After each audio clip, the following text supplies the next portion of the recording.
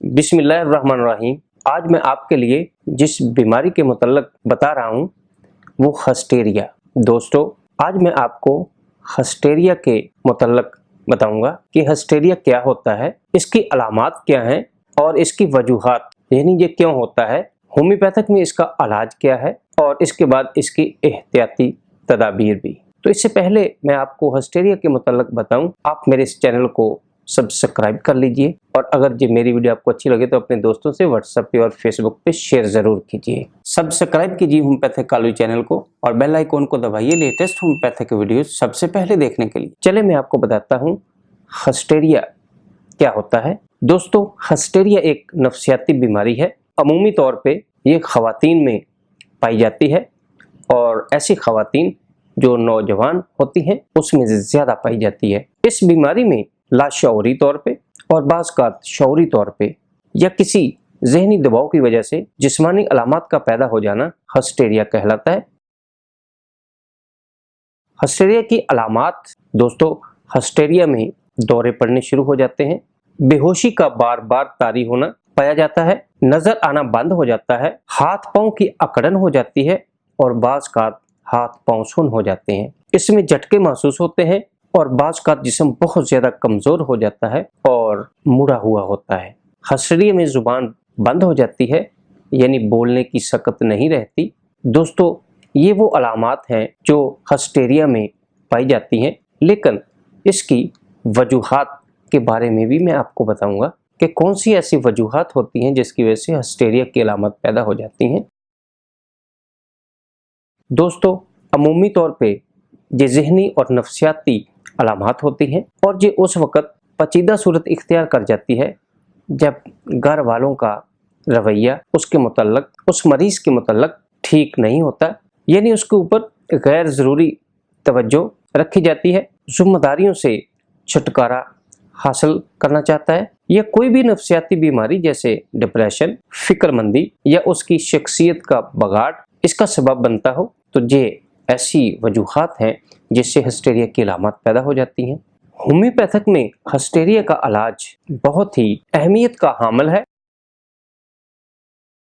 Homeopathic इलाज में आज मैं आपको 6 ऐसी मेडिसिन के बारे में बताऊंगा जो कि बहुत ज़्यादा फ़ायदेमंद होती हैं। 2 मेडिसिन का जिक्र जो कि दौरे के दौरान दी जा सकती हैं और बाकी जब दौरा ख़त्म हो जाए तो इलाज के तौर पे दी जाती हैं। नंबर 1 पे कैम्फर। दोस्तों, अगर किसी को हस्टेरिया का दौरा पड़ जाए तो आप कैम्फर की ताकत में 5 कतरे पानी में या मिल्क शुगर के ऊपर डाल के मरीज को दिए जा सकते हैं, लेकिन बाज़ औक़ात कैम्फर को किसी रुई के ऊपर 5 कतरे डाल के उसके नाक के ऊपर रखे जाते हैं जिससे बहुत जल्दी वो उसका दौरा ख़त्म हो जाता है और मरीज को बहुत ज़्यादा फ़ायदा होता है। नंबर 2 पे जो दवाई इस्तेमाल होती है वो मास्कस है। हस्टेरिया में अगर तकलीफ़ बहुत ज़्यादा हो तो मास्कस 3x में 5 कतरे मिल्क शुगर के ऊपर 5 कतरे मिल्क शुगर में मिला के मरीज को देने से बहुत ज़्यादा फ़ायदा होता है और मास्कस 3x इसको बार बार देने से इंशाल्लाह मरीज बहुत जल्दी दौरे से ठीक हो जाता है। दोस्तों, तीसरी मेडिसिन अग्नेशिया है। अग्नेशिया में अगर गम की वजह से इसकी अलामत पैदा हो जाए तो बहुत ही अहम दवाई है। अग्नेशिया का मरीज बहुत लंबी लंबी सांसें लेता है, मरीज कभी हंसता है और कभी रोता है। अगर ये अलामत हस्टेरिया में पाई जाए तो दोस्तों, अग्नेशिया बहुत ही अहम दवाई है। इसका तरीका इस्तेमाल अग्नेशिया 200 में 5 कतरे रोज़ाना कुछ दिन देने से इंशाल्लाह बहुत ज़्यादा फ़ायदा होगा। दोस्तों, हस्टेरिया में अगली मेडिसिन एसाफटिडा है।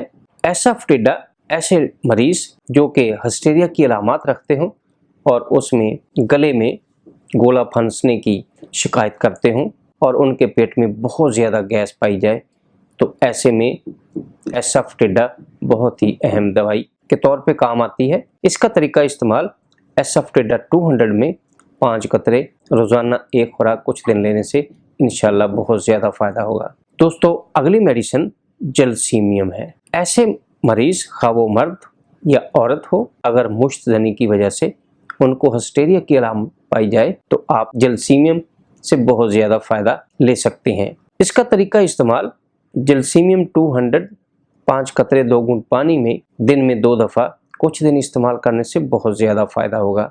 दोस्तों, बायोकेमिक में एक मेडिसिन जो कि हिस्टीरिया में बहुत ज़्यादा काम करती है वो है कॉलीफास। कॉलीफास को आप बायोकेमिक में अहम दवाई के तौर पे ली जाती है। इसका तरीका इस्तेमाल कॉलीफास 12x में 4 टैबलेट सुबह, 4 दोपहर और 4 शाम लिए जाते हैं, जिससे इंशाल्लाह आपको हिस्टीरिया की अलामत बहुत जल्द दूर होने का मौका मिल जाता है।